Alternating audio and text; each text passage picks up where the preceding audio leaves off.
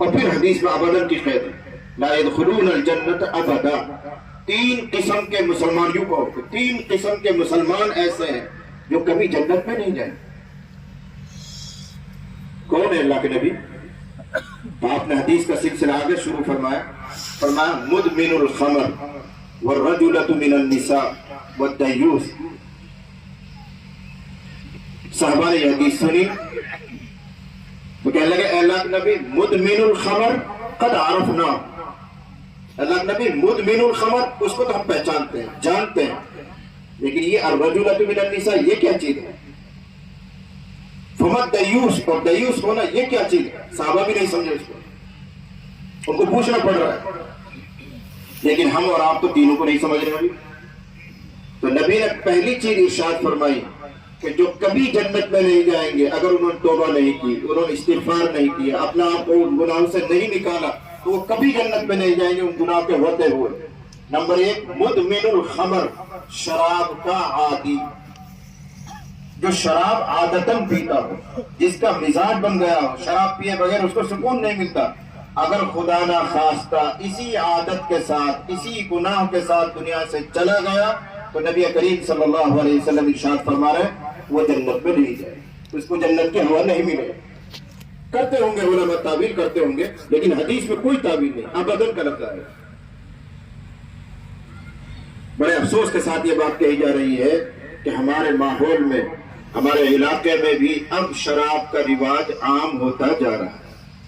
کچھ کہیں سننے کی ضرورت نہیں، آپ کو خوب معلوم ہے، آپ کے گھروں میں بھی ایسے بچے موجود ہیں، آپ کے گھروں میں بھی ایسی بچیاں موجود ہیں، الیاذ باللہ، خدا کی پناہ، عورتیں، لڑکیاں شراب پی رہی ہیں، اور بیوات جیسے علاقے میں جہاں سے اللہ نے ایسا بہترین کام اٹھایا، ساری دنیا میں اصلاح ہو گئی، دعوت و تبلیغ کا کام، آج اسی ماحول میں، اسی علاقے میں شراب پینے والی لڑکیاں اور شراب پینے والے لڑکے ایک بڑی تعداد ہے۔ اس کے ذمہ دار وہ نہیں، ہم ہیں، گھر کے ذمہ دار ہم ہیں، راعی ہم ہیں۔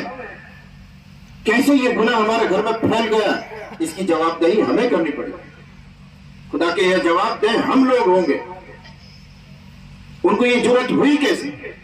اصل ہوتا کیا ہے کہ ہم اپنی ذاتی دینداری پر مگن ہو جاتے ہیں کہ صاحب میں تو تہجد گزار آدمی ہوں، میں تو اشراق بھی پڑھتا ہوں، اوابین بھی پڑھتا ہوں، اور میں تو پابندی سے چلے لگاتا ہوں، 4 مہینے لگا، یہاں ہم مگن ہو جاتے ہیں، اور یہ نہیں سمجھتے کہ ان تمام چیزوں سے زیادہ اہم کام یہ ہے کہ اپنے بچوں کی نگرانی کی جائے، ان کی دیکھ بھال کی جائے، ان کو لائن پر رکھا جائے، ان سے بالکل بے پرواہ ہے، وہ کہیں بھی رہیں۔ یاد رکھنا، اگر ایک آدمی اشراق نہیں پڑھ رہا ہے، اوابین نہیں پڑھ رہا ہے، تہجد نہیں پڑھ رہا ہے، تو اللہ کی قسم اس سے قیامت میں کوئی سوال جواب نہیں ہے۔ نفلی عبادت ہے، کرو تو واہ واہ، تمہیں ثواب ملے گا، اور اگر نہیں کرتے ہو تو اللہ کے یہاں تم مجرم نہیں ہو، قصوروار نہیں ہو، اللہ تم سے نہیں پوچھے گا تہجد کیوں نہیں پڑھتا، اشراق کیوں نہیں پڑھتے، اوابین کیوں نہیں پڑھتے تھے، لمبی لمبی تسبیحات کیوں نہیں پڑھتے، بالکل ثواب نہیں ہوگا، نفل ہے، کرو گے تو ثواب ملے گا، نہیں کرتے تو کوئی گناہ نہیں۔ لیکن اگر تم نے ان تسبیحات میں لگ کر، ان اشراق اور اوابین میں لگ کر، ان تہجد میں لگ کر اپنے بچوں پر دھیان نہیں دیا تو خدا کی قسم مجرم بنو گے، بارگاہ میں پکڑے جاؤ۔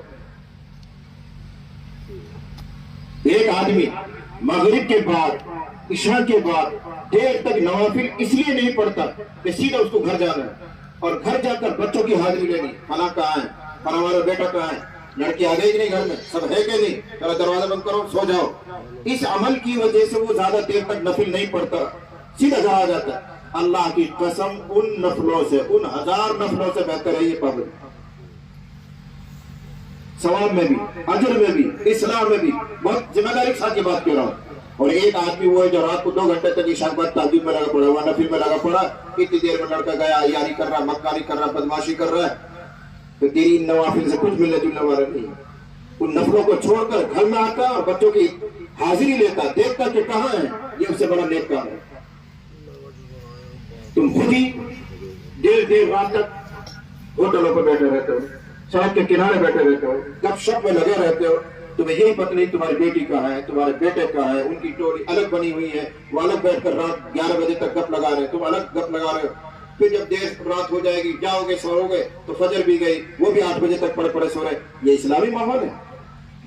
یہ مسلمانوں کا ماحول ہے؟